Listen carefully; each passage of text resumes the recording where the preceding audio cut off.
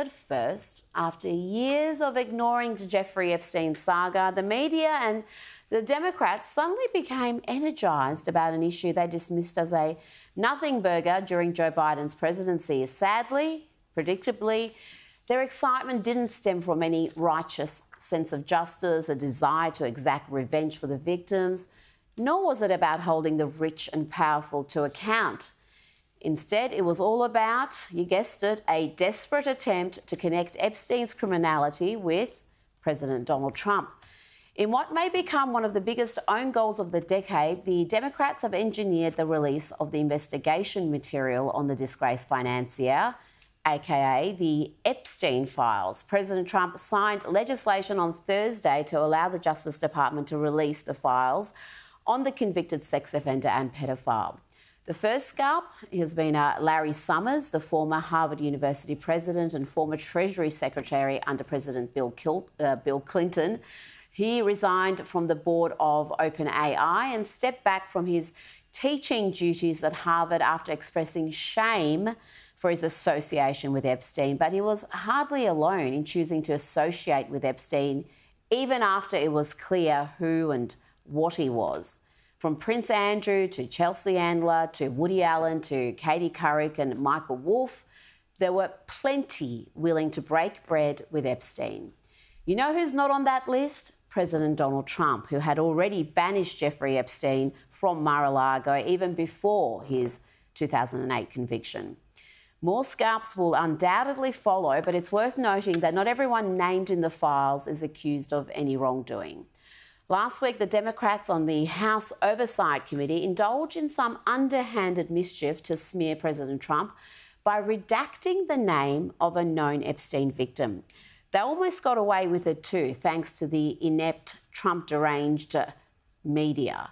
The most salacious material released by the Democrats was a 2011 email from Epstein to his long-term girlfriend and accomplice, Ghislaine Maxwell, saying, "I want you to realise that dog that hasn't barked is Trump. Victim," name was redacted, "spent hours at my house with him. He has not once been mentioned. Police chief, etc. I'm 75% there." That saw scandalous headlines around the world about Trump spending hours with an Epstein victim. And for many, that's all they took from that news cycle.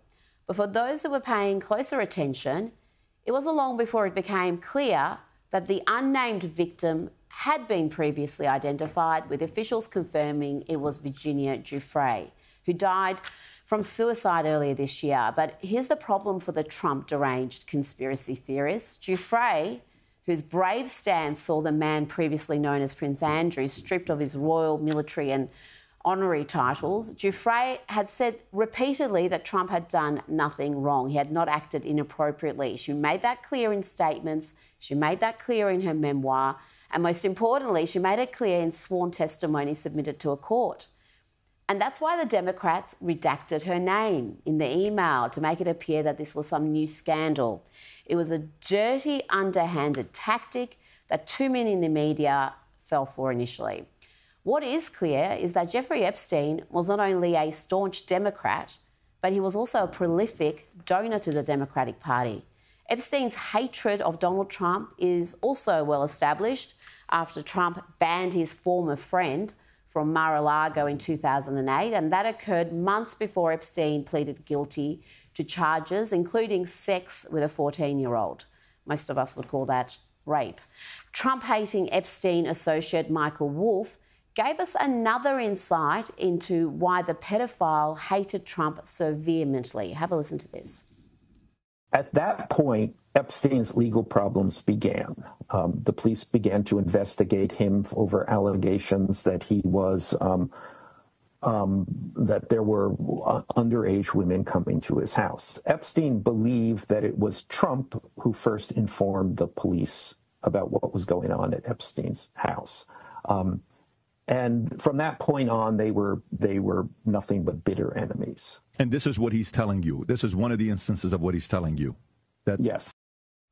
Epstein believed that it was Trump who first informed the police about what was going on. Think about that and what we now know. The real story here is Jeffrey Epstein, a convicted pedophile, was plotting with the Democrats to get Trump. Epstein was even feeding questions to a House Democrat during a 2019 congressional hearing. Despite Epstein's criminality and ongoing creepy antics, it was welcome in some elite circles and courted by the Democrats, who continued to solicit donations from him.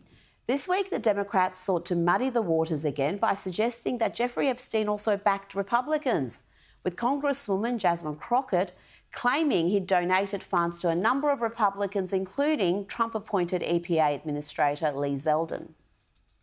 Folks who also took money from somebody named Jeffrey Epstein, as I had my team dig in very quickly: Mitt Romney, the NRCC, Lee Zeldin, George Bush, Win Red, McCain Palin, Rick Lazio. I just want to be clear. If this is the standard that we're going to make, just know we're going to expose it all. And just know that the FEC filings, they are available for everybody to review. This is absolutely ridiculous. It is absolutely ridiculous, Jasmine, because it turned out the donations that she was mentioning there, including to Lee Zeldin, came from a Jeffrey Epstein who is a physician. No links to the disgraced financier, none. Now, I believe President Donald Trump's failure to release the Epstein files back in July was the first major misstep of his second term, particularly after his Attorney General Pam Bondi had declared in February that the files were sitting on her desk ready to be reviewed.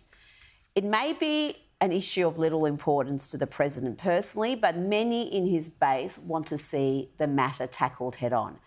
When Trump calls the matter a hoax, he's not referring to Epstein's criminality or links with powerful people. He's referring to the Democrat narrative seeking to tie his name to the man he banished back in 2008. Now, let's hope the release of these files brings a measure of justice to those complicit in Epstein's crimes and exposes all those opportunists who sought his help even after it became clear that he was an unrepentant paedophile.